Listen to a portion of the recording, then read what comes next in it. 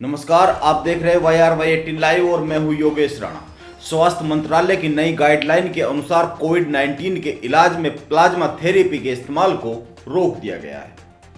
ICMR सहित देश के बड़े हेल्थ एक्सपर्ट का कहना है कि इस थेरेपी का कोई लाभ नहीं है, इससे हानि होने का खतरा है। लेकिन स्वास्थ्य मंत्रालय के इस फैसले पर डॉक्टरों की राय एक नहीं है। डॉक्टर बंट गए हैं। कई जाने माने डॉक्टरों का कहना कुछ है और कई डॉक्टरों का कहना कुछ है। BBC ने कुछ डॉक्टरों से प्लाज्मा थेरेपी के इस्तेमाल पर कुछ सवाल किए हैं। पहले आप यह जान लें कि प्लाज्मा थेरेपी है क्या।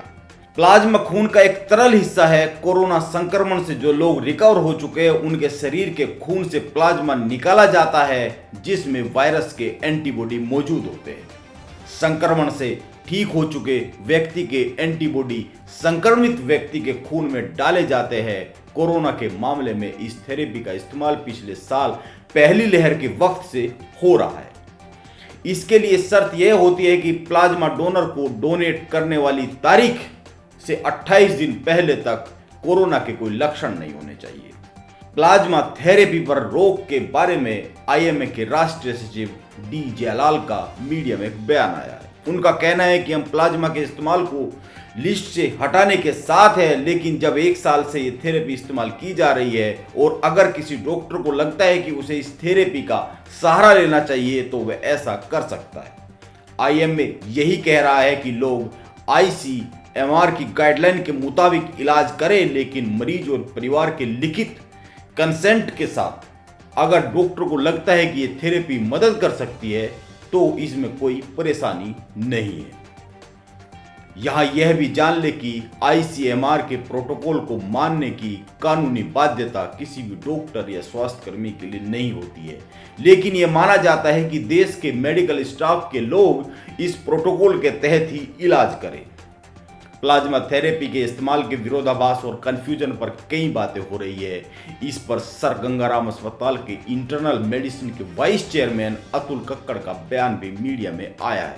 उनसे BBC ने बात की है। उनका कहना है कि हमने इस थेरेपी का इस्तेमाल किया है, इसका असर कुछ लोगों पर अलग तो कुछ पर अलग आया है, लेकिन हमने इस थेरेपी के नकारात्मक प्रभाव भी देखे हैं, जैसे एलर्जिक इन्फेक्शन, वायरल इन्फेक्शन, और इसके अलावा हमने साइटोमेगलोवायरस का मामला भी देखा है, जिसमें जब व्यक्ति की इम्यूनिटी कमजोर हो जाती है तो शरीर में पहले से मौजूद वायरस एक्टिव हो जाते हैं और नुकसान पहुंचाने लगते हैं।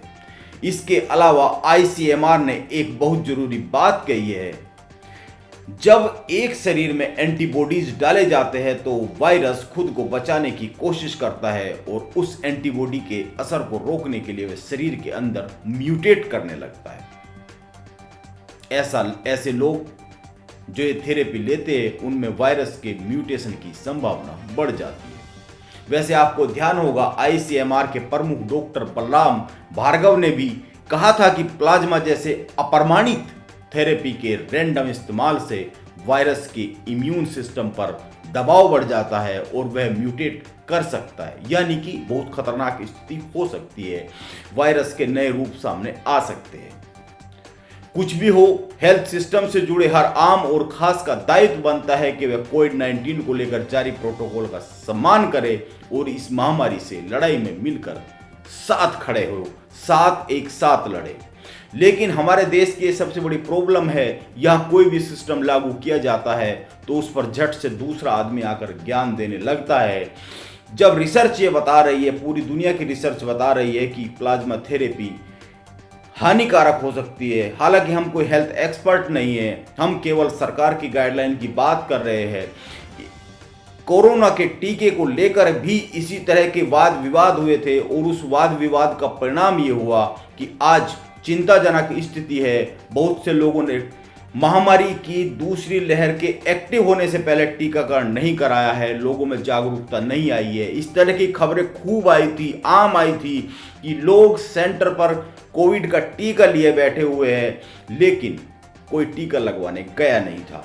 मीडिया में ये भी खबरें आई थी कि टीके की तारीख एक्सपायर होने की नज़दीक आ रही है।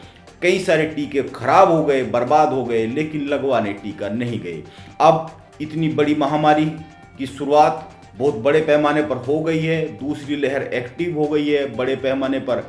तबाही मचा रही है। तो एक साथ टीकाकरण इस मुल्क में संभव नहीं है, आबादी इतनी ज़्यादा है, अब भीड़ लगी हुई है। इसीलिए सरकार और रिसर्च, इस देश के बड़े हेल्थ एक्सपर्ट जो गाइडलाइन बनाते हैं, जो प्रोटोकॉल लाते हैं, उसको लेकर जागरूकता रहनी चाहिए और उसका पालन होना चाहिए।